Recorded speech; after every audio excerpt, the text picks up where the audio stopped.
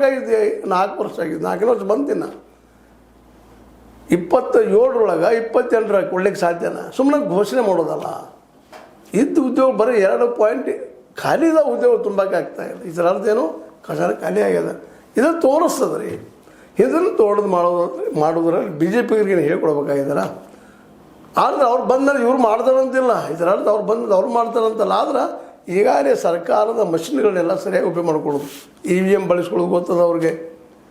ಅದೇ ಕಾಲಕ್ಕೆ ಯಾವ ವೋಟರು ಏನು ಯಾವ ರೀತಿ ಮತ್ತು ಈಗ ಹೇಳಿ SIR ಮೂಲಕ ಇಲ್ಲಿಯ ಮುಸ್ಲಿಂ ಮ್ಯಾಕ್ಸಿಮಮ್ ವೋಟರ್ ಕಟ್ ಮಾಡಿ ಹೋಗೋವಂಥದ್ದು ಮಾಡೇ ಮಾಡ್ತಾರೆ. ನೀವು ಯಾವ ಕೋರ್ಟ್ಗೆ ಹೋದ್ರಿ, ಎಲ್ಲಿ ಹೋದ್ರಿ, ಈಗ ಸುಪ್ರೀಂ ಕೋರ್ಟ್ಗೆ ಹೋಗೋದು ಕೆಲಸ ಆಗ್ತಾಯಿಲ್ಲ. ಇಲ್ಲೂ ಸಹಿತ ಈಗ 66 ಲಕ್ಷ ವೆಸ್ಟ್ ಬೆಂಗಾಲ್ದಾಗ ಆಡಳಿತದಲ್ಲಿದ್ದಂಥ ಮಮತಾ ಬ್ಯಾನರ್ಜಿ ಸಾಧ್ಯ ಆಗ್ತಾಯಿಲ್ಲ. ಸಿದ್ದರಾಮಯ್ಯರು ಆಡಳಿತದಲ್ಲಿದ್ದಾರೆ, ಇದು ಸಾಧ್ಯ ಆಗ್ತದೆ ಗ್ಯಾರಂಟಿ ಇಲ್ಲ. ಯಾಕಂದ್ರೆ ಕೇಂದ್ರ ಸರ್ಕಾರ ಪವರ್ಫುಲ್ ಅದ.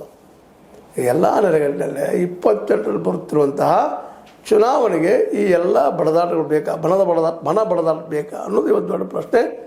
ಇದನ್ನು ಮುಂದುವರಿಸಿದರೆ 2028ರಲ್ಲಿ ನಿಶ್ಚಿತವಾಗಿಯೂ ಕಾಂಗ್ರೆಸ್ ಬರುವ ಯಾವ ಸಾಧ್ಯತೆಗಳು ಕಡಿಮೆ ಆಗ್ತಾ ಇರ್ತಾವೆ ಅನ್ನೋದು ಅಷ್ಟ ಸತ್ಯದ. ಏನೋ ಇರಲಿ, DK ಶಿವರ ಮೇಲೆ ಆರೋಪ ಮಾಡ್ತಾ ಇದ್ದಾರೆ. ಅವರು ಮಾಡಿದಾರಪ್ಪ ಇದು ದಕ್ಷಿಣ ದಾವಣಗೆರೆದು ಅಂತೇಳಿ.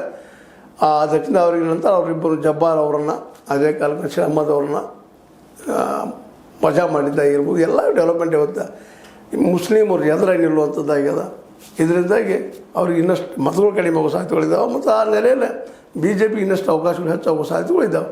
ಅದಕ್ಕಾಗಿ ಈ ಸಂದರ್ಭದಲ್ಲಿ ಕಾಂಗ್ರೆಸ್ಸಿಗರು ಎಚ್ಚರ ವಹಿಸ್ಬೇಕಾಗ್ತದೆ.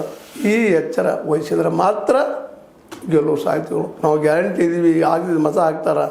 ಈಗ ನೋಡೋಣ, ನಾಳೆ 4ನೇ ತಾರೀಕು ಬರ್ತಿರುವಂಥ 2 ಉಪಚುನಾವಣೆ ರಿಸಲ್ಟ್ ಅಂತ ಹೇಳ್ತಾ ಇದು ನಿಮ್ಗೆ ಲೈಕ್ ಆಗಿರ್ಬೋದು. ಲೈಕ್ ಮಾಡಿ, ಶೇರ್ ಮಾಡಿ, ಕಮೆಂಟ್ ಮಾಡಿ, ಜೊತೆ ಸಬ್ಸ್ಕ್ರೈಬ್ ಮಾಡಿ. H16 ನ್ಯೂಸ್ ಅಂತ ತಿಳಿಸಿದ್ದಾರೆ. ಇದು ಸತ್ಯದ ಕೈಗರಣೆ ವಂದನೆಗಳು.